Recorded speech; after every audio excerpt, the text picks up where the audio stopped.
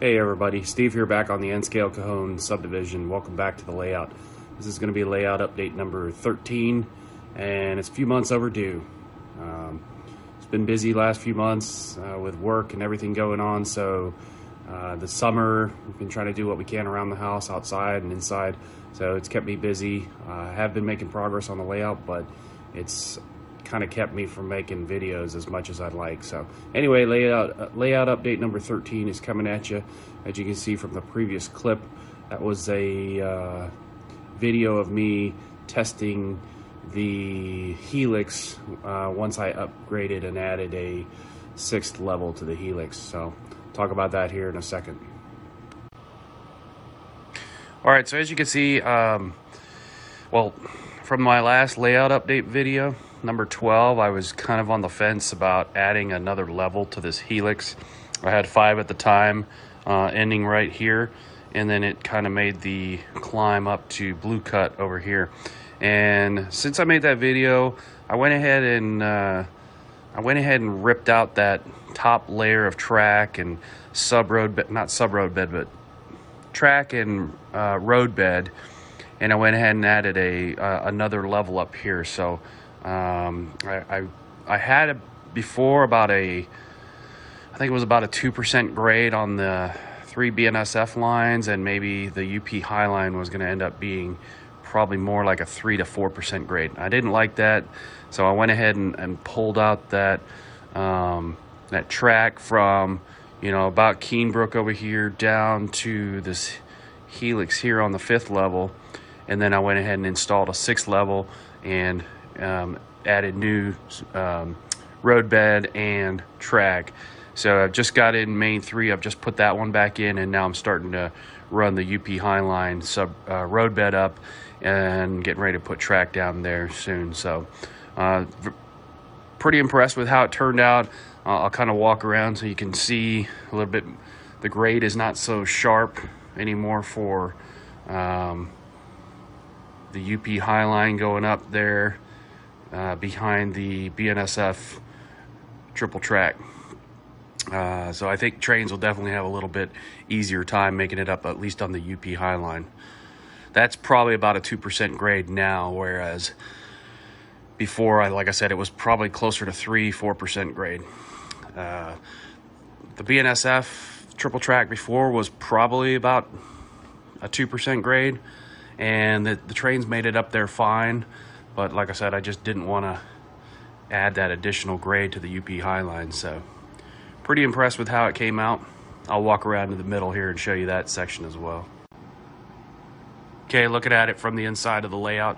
Again, there's the 6th level, and then like I said before, it came off here and almost, you know, it went straight up, so it wasn't a very good incline. It was pretty steep, so that definitely adding that extra layer or level, excuse me, has made a big difference. New wiring, ended up putting in some new wiring for the extra level. That's all wired up, feeders are dropped.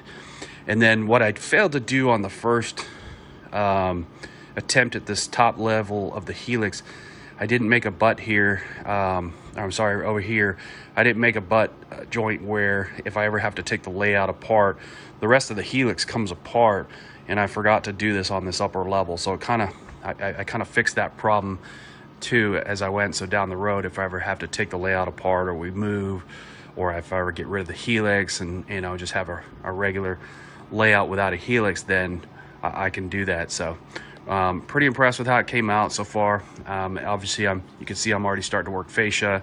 So eventually I'm going to wrap probably the helix so it's not visible, and I'll have some access panels, or maybe have some parts that are still open.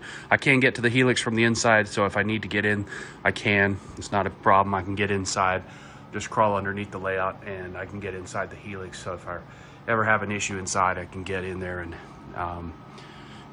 get to the tracks. One thing I did learn as I went, and just a tip for anyone, if you're ever building a helix, don't throw away your templates until you know your helix is good and you're not going to ever change it. That was one thing that kind of slowed me down a little bit. I had thrown away the cardboard templates, or I just couldn't find them. I thought I still had them, but couldn't find them. Long story short, when I came to look for them, I couldn't find them, so I had to measure out the the level 5 and do new templates on cardboard, cut them out, and then that kind of allowed me to make my cuts for the 6th level. So just a tip for you guys.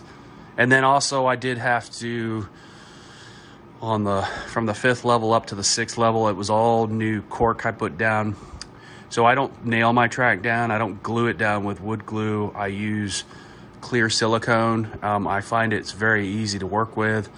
If I ever need to pull track up, it's very easy to pull it up. I can just take a razor blade or like a putty knife and slide under the track, and I can pull it up from the cork. So it works great, but if you ever have to pull the track up, but then you're going to put new track in its place, that top layer of cork is going to keep the adhesive on it rather than the track. So the cork is pretty much useless after that, unless you're putting the track down in almost the identical spot.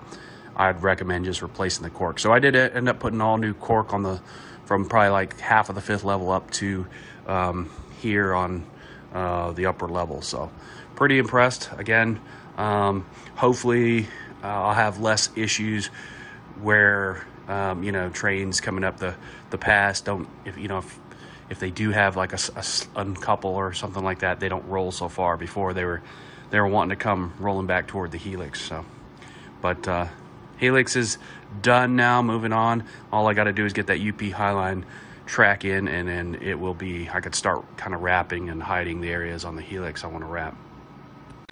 Okay, since we're on the upper level, I'll go ahead and just kind of take you around. I haven't done a whole lot more on the upper level, but I have started putting in fascia, as you can see. This is kind of time consuming, putting the fascia up, making the cuts, and then tracing out how you want the terrain to go. And then obviously you got to make sure the fascia can butt up against the layout itself. So I've had to make some cuts and make some inserts where attach them to the top level, and then the fascia has something to screw into or butt up against. So initially I was to temporarily put the fascia up, I'd use just regular wood screws with washers. Then once I kind of get it where I wanted it, I'd come back and I'd use my brad nailer and then just put it up, and then I'd remove these. This piece is still I haven't permanently mounted it yet, because I'm gonna, as you can see there, I need to adjust that brace under there, move it up a little so it's not visible. It was just the way I built the layout, and that piece kind of was a little bit lower, so I'm just going to move that up, and then that piece of fascia will be put in and permanent. So and then you can see where I just, as I put it together, I've kind of filled it, scuffed it, and still trying to decide on a paint color. I've got some recommendations. A few folks have said black would look really good against the Cajon, Southern California scenery. A few others have said, like a dark brown, or almost like what it is, but I guess a paint color. This is just the natural color, obviously, of the masonite. So this is where the Cajon bridge is going to end up going. There's a triple track bridge right here that goes over a wash, and then obviously there's Cajon Junction. So, but you can kind of see how the upper level fascia is starting to take shape, and I kind of like the way it's looking. It definitely gives the layout more appeal. I got a little section I still need to put in there, just cut a piece and put it in. This piece, when I adjusted it for a more natural curve, ended up being a little bit shorter than first, the 4-foot section that I cut. So I'll take a little piece and just cut it and put it in there. Very easy to do. So, but yeah, so far that's where I've got to on the upper level, kind of up to here, just past the just up to the dry wash on main 3 before you hit the 15. And eventually, like I said, this will, in previous layouts, you'll have like a overpass here that'll kind of hide some of that back there, so you won't see all of the you won't see the loops. But this stuff's pretty easy to work with. I've never done fascia before. My last layout, I never got to fascia, unfortunately. So I'm definitely learning as I go. I'm sure some of you guys, post tips and things like that if I'm doing something wrong, but so far I like the way it's looking. I think it'll look a lot better once it's painted, obviously, and now I've kind of got a base for some of my scenery. I can start working on some scenery in some areas, getting some plaster going, and to hide some of the obviously like there's switches and things like that that's going to be hidden. But looking forward to getting to that part, but I'm not rushing either, because on last layout I did kind of jump ahead on the scenery, and then I had to go back and cut into it for certain things. So I want to make sure I've got everything done that I need to get done before I start putting scenery on, attaching it to the fascia, and running it on the layout. But that's the upper level, and back to the helix. And as you can see, need quite a bit of work done on the fascia. And I do have these, let me show you these lights I've got. Sorry, I'm jumping around. I don't know how these are going to work. I've got a couple of these. These are the brightest of the white lights, and I left my fascia under here.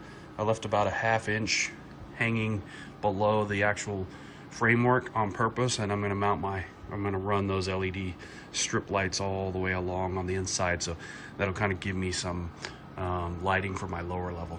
But that's the upper level so far, and you can kind of see not a whole lot done otherwise on the upper level, but it is coming along with the fascia and everything else.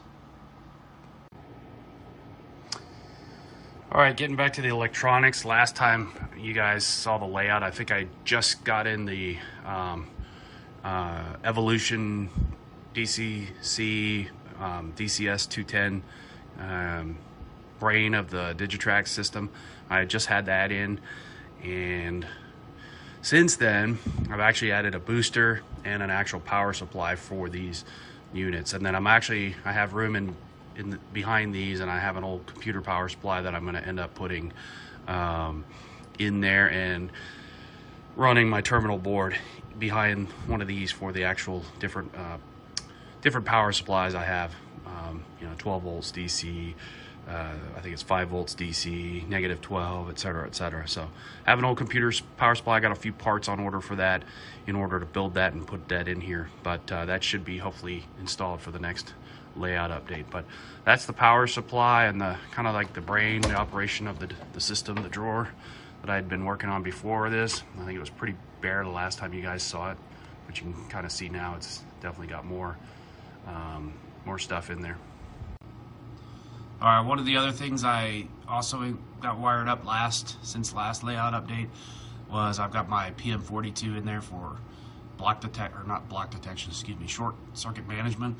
So I have my layout broken up into 4 districts, so if I ever have a short for whatever reason, that one district will go offline and let me know there's a short, and the other 3 will still continue to run. So I do like that feature. I broke mine up.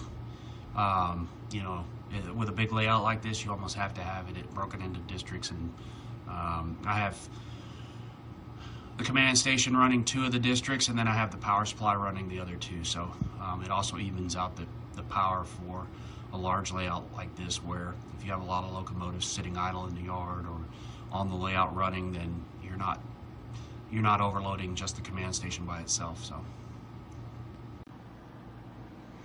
okay, on the lower level also I've started working the fascia in on the lower level from just east of San Bernardino Yard and around to the helix. I haven't got that far yet, but I've kind of stopped here. I took these switches for the turnouts out, or I've taken the first one out. I'm getting ready to take the others out in that UP5, and I'm going to end up putting them back in on the fascia. But I've also got some DS64s for turnout control, and I'm really kind of, this is maybe where, post your feedback in the comments how you do yours. I'm not sure if I want to do DS64s maybe just for like the main, like crossovers and things like that, like turnouts on the main, and then do like push buttons and switches, toggle switches maybe for the sidings, or maybe just do all DS64s or all turnout switches. So, kind of let me know what you guys do on yours, and be curious to see what you guys recommend as well. But I've got some DS64s. I'm going to start playing around with those, and I'm definitely going to do them for the crossovers, like on the mains. I have crossovers down at San Bernardino Yard right over here that's kind of hidden. And then I've also got them up there at Cajon Junction. So I'll definitely be using them for the main crossovers, but I'm still kind of on the fence on how I'm going to use them for, or how I'm going to do turnout control for, like these just random turnouts over here, like for DeVore, siding at DeVore.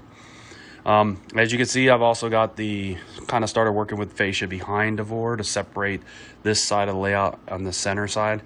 I've got that in there, and it's got screws holding it in, and also brad nailed. So starting to work that around here, and then eventually it's going to come here and hide this part of the helix. So definitely learning, getting some experience working with fascia.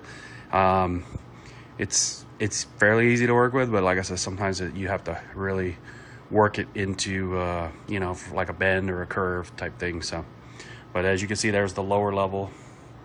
Not a whole lot done here, but we're, this again, fascia's been kind of the I guess like one of the bigger projects I've been doing since doing that helix. Do have the sub road bed for the UP Highline redone, and I've started putting road bed down. You can kind of see, so it's a nice curve coming off the helix, nice S curve, and not so much of an incline as it was before. So, and then this is I'm just kind of mocking up curves so I can kind of get an idea for how the fascia is gonna go. And then I've been cutting like pieces of like on my whatever these are, cross pieces of wood. I've just been cutting squares of scrap. I think it's 1/4 inch or 1/2 inch plywood, and I've been it's a pretty good surface for the fascia to butt up against. So I'll fix those to the cross members, and then the fascia's got something to anchor to. So, but you can kind of see definitely coming along. Still got some concrete flex track in there I've got to start putting in, and we'll start working this UP Highline up to Cajon and Sullivan's Curve, and hopefully eventually it'll meet up on this other side over here with Main 3. All right, on my UP lower line coming off the helix, it'll eventually come around here to San Bernardino Yard, or I'm sorry, Colton Yard. I haven't really done much with that. I'm still working other things before I work on that. I just haven't, it's kind of just a staging yard right now for junk and, tools and things like that. But we're getting there. I think eventually here soon I'll be starting the rest of this road bed up to the helix, and starting working Colton Yard. I'm working the rest of the BNSF yard before I start that project. Few new tools I got, just nice to throw out there. I got this Mercy soldering station. I really like it. My old soldering gun kind of took a crap, and then it had these big tips on it. I wasn't a big fan. I couldn't find replacement tips anymore, the small pencil tips. So I got this one. Really like it. It's got a variety of tips, but I like it because it's got the small ones. It's LED adjustable temperature, and kind of comes with everything. That was about $40 on Amazon, and it does a really good job. I did about 20 sets of feeders one day in about 15 minutes with it, where the other one had just really fought with it and stuff like that. So it was time for a new one, but definitely a good investment. If you got a big layout, or you're gonna be doing a lot of soldering on a layout, buy one of these early. I waited and got one probably halfway through the layout, and I should have bought one a lot sooner. But I guess the other one was working up to a point. It just kind of started wearing out at the end. I also got one of these CMX tank cars, cleaning cars for my layout. Haven't ran it yet, but I'm looking forward to trying it out here soon. They're supposed to be very good. You can fill the tank up with like alcohol or other cleaning agents and run them on your layout. But for a big layout like this, definitely a good investment, from what they recommend. and, you know, keeping your track clean. As cleaning the track on this is a pain doing it by hand. All right, now those are out of the way. BNSF triple track east of San Bernardino. I've got all the tortoise switch machines in there now.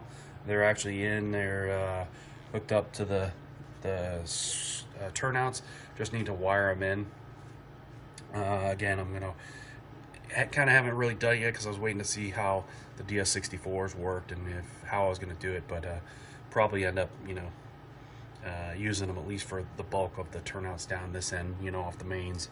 Got the rest of the turnouts in, and the tortoise switch machines for this end of the yard.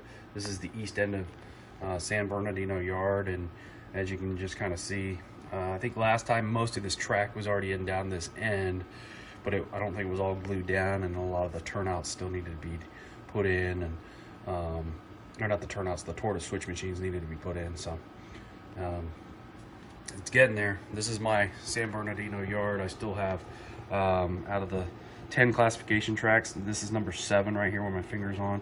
You gotta see it ends right there. Oh, I'm sorry, this is 8. 7 is the one with the silver pins, or the clear pins. That's number 7, and I just put that one in, and I just need to attach it to the layout with silicone. So 8's getting ready to go in, then 9 and 10, and then I'll be working on these 5 Union Pacific yard tracks in the front. I was gonna fill up the yard with cars for this video, you know, and actually maybe stage some yard ops, but kind of wanted to show you how the layout, you know, how the actual yard looks first before filling it up with tracks. But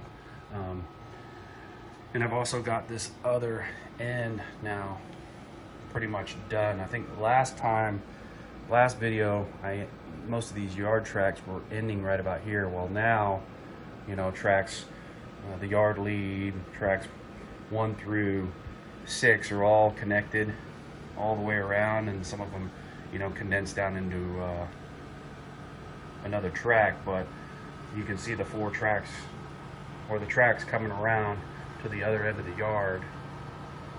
And now really all that's left is tracks 7, 8, 9, and 10 on this end, and then those ones will, again, sorry for my fingers, I had to zoom on the camera and I didn't realize how close my fingers were, but you can kind of see, you know, those tracks 7, 8, 9, and 10 still need to go in and get glued down, but the yard's starting to look really good. It's starting to look like an actual yard. And then we can start working like the service things on the back side of the yard, like probably have an engine house here and maybe like a car shop in the back there. But right now there's a lot of junk in there. Just kind of move some stuff in there, just out of sight, out of mind. But that's it, really. A lot of wiring I've been doing, you know, obviously for running, you know, the 12 volt DC bus around the layout, and a lot of feeders having to drop. Ran a main bus now just to this yard, so that's one of the districts, is this BNSF classification yard, and it'll have, should have those 3 arrival departure tracks up there in this. And that's my lower level.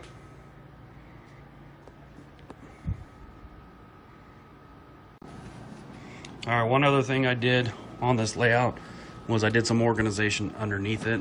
Now I have, you know, these 2 are locomotives, and these are like, one with hoppers, one's tank cars, one's auto racks, and so on and so forth. So I took all my rolling stock and kind of organized it. Have all my, you know, multi-packs here. And then same with down here, just got some different, you know, rolling stock and stuff. A lot of this stuff some of it's never even been on the layout yet. Did a really good cleaning underneath the layout, and then when I did all the wiring under here to connect a lot of these to that yard bus, I went ahead and organized underneath the layout. So definitely helps having some organization. And then on this side underneath the helix, I did the same thing. So these are just full of rail cars. I think these are all box cars. So this is an old dresser we had in the house. Just repurposed it for organizing, you know, underneath the layout. So, but anyway, that is layout update number 13. I wish I had more to show you, like as far as actual like physical stuff being done with the layout. I mean, it feels like I've done a fair amount since the last video, but you know, I see the layout every day, so it probably doesn't seem like it as much to me. But it's been a few months since I did an update video, but moving along, making progress, and definitely getting closer to, like, you know, getting some scenery done, or getting to the point where we're ready to start adding scenery and, you know, running cardboard lattices from the back of this to, you know, the sub road bed, and then covering it with plaster and, you know, things like that. So looking forward to that. But yeah, I appreciate you guys stopping in and checking out the layout, and until next time, hopefully layout 14 has some bigger and better changes on the layout. That's all for now. We'll take care, and we'll see you guys next time.